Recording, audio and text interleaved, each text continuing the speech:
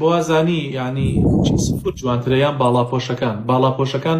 هەر نور لە نەخۆشیان ئەبارێ هەر نورێکن بەو سەرجادەیە ئەڕۆن وەکوتۆن لە سوڕەتی نورا خوای گەورە باسی باڵاپۆشی بۆکات ئافرەت کە ئەو حیجابەی دایە سەریا هەر ئاوا نورە ڕێیەکات ئەنجا هەر هەنگاویەکە ئەینەیە هەنگاوی پیاوەتیە هەنگاوی مەردایەتیە قەڵغانە هەر هەنگاویەکە ئەینێت هەمووی چاکەکاریە ئەو دقیقە لە ماڵەوە دەرەچێ هەتا ئەو دقیقە ئەگەڕێتەوە واللهی خەیری ئەگاتێ چونکە ئەو بە باڵاپۆشیەکەی بەو حیجاب و بۆ نیقابەی ئیسلام بە خەڵک ئاشنا ئاکات پێغەمبەر صلی الله عليه وسلم خير عباد الله باشترین عەبدەکانی خوا ئیذا ڕوئوا کاتێک ئەیان بینی ذکر الله یعنی چۆن بڵێ یادی خوات دێتەوە یاد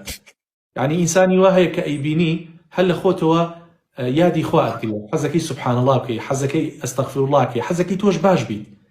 یعنی جاری وا هەیە یعنی دەست لە خەریکە ئەتەوێت تاوانێ بکەی بەڵام کەسێکە بینی کە دیندار و خواناسە شەرم ئەدگرێت یەکسەر ئەڵێ ئەستەغفر الله خوایەکە بۆچی منیش وەکو ئەو نەبم بۆیە ئەوەی کە حیجابە ئەوەی کە باڵاپۆشە ئەو ئیسلامە بە خەڵکە ناسێنێت اینجا جوانی ئافرەتش لە باڵاپۆشیەکەیەتی ئەگەر ئەتانەوێت پیاوی خەڵک شەرمتان لێ بکات ئەگەر ئەتانەوێت تووشی هیچ عەزیەتێکی پیاوانی نامەحرم نەبن خۆتان باڵاپۆشکەن کوفر چی لە ئافرەتەوێ ڕووتی کاتەوە خەڵک وەکو سیفۆنی ئاودەست بەکاری بێنێ بەڕەڵای سەر جادەکانی بکات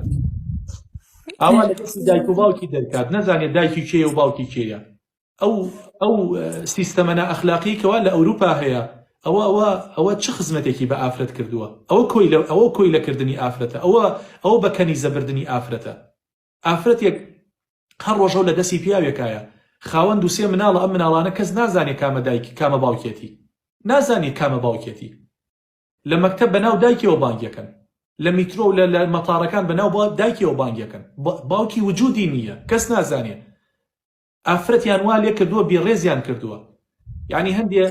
هەندێ دیمەن و هەندێ ڤیدۆ هەیە ئینسان شەرم لە خۆی ئەکات وایان لە ئافرەت کردووە ئافرەت بڕات لەشی خۆی بفرۆشێت پەلاماد پیاوی خەڵکە دەن لەسەر جادەکانەوە ئەیانێنن لە ناو دوکانەکان بۆ ئەوەی لەگەڵ یا ڕابێری و پارێکی دەستکەوێت بۆ یەکچە شرینەکەم ئەو ئیسلامە حرمەت بۆ ئافرەتە گەڕێنێتەوە یعنی تۆ بزانە پێش ئیسلام ئافرەت چی لێ کراوە چۆن مامەڵەی لەگەڵا کراوە کە ئیسلام هات چەندی ئافرەت ڕێزی بۆ گەڕایەوە ڕێزی ئێوە لەناو ئەو عابا و لەناو ئەو باڵاپۆشیایە ئافرەتێک کە پانتۆڵێکی کردوێتە پێی هەموو سمت و سنگ و شان و ملی گشتی وە بە دەرەوەیە پیاوی برسی پیاوێک کە ترسی خوای لە دڵانە بێت یعنی چی لەم ئافرەتاوێت تەنها دەستی پێی بگا و خۆی تیا خاڵی کاتەوە تەواو بۆیە ئافرەت ئەگەر ئەیەوێ ئازاد بێت لە جلوبەرگی شەرعیە ئازادە بێت وەکو پیا و ڕێیەکات ئافرەتێ بە نیقاب و بە باڵاپۆشیەوە بە ناو بازار ڕاکە ئەڕوا حیساب بۆ هیچ پیاوێ ناکا و هیچ پیاوێکیش غیرەتی ئەوەی نییە جورئەتی ئەوەی نییە لەو ئافرەتە نزیک بێتەوە جورئەتی ئەوەی نییە بە دوو چاو سەیری ئەم ئافرەتە بکات چونکە ئەم ئافرەتە خۆی نافرۆشیە ئەم ئافرەتە جوانەکانی بۆ خەڵک دەرناخات و ئافرەت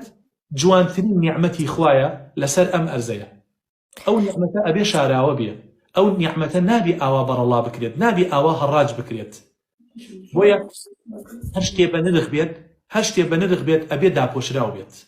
ئاڵتون چەندێ جوانە ئیلا ئەبێ لە ناو جامخانەیە بێت ئیلا ئەبێ لە ناو سندوقێکا بێت پارێزراو بێت ناکری ئاوا فڕێ بدرێت قەڵەمێک کە بە دیاری ئەیبەی ئاوا بیدەیتە خەڵک جوان نییە باشە ئەبێ داپۆشراو بێت کە دادپۆشی نرخی ئەو قەڵەمە ئەگەڕێتەوە پەرداخێکە لەسەر ڕەفەکانە تۆ ڕێ و پەرداخەکەتدا جوانە بەڵام کە مەعمەلەیەکەی لێک ڕیت ئەڵی کوڕەکەت خۆ حەزەکەم لە ناو پاکەتەکەیا بمدەیتێ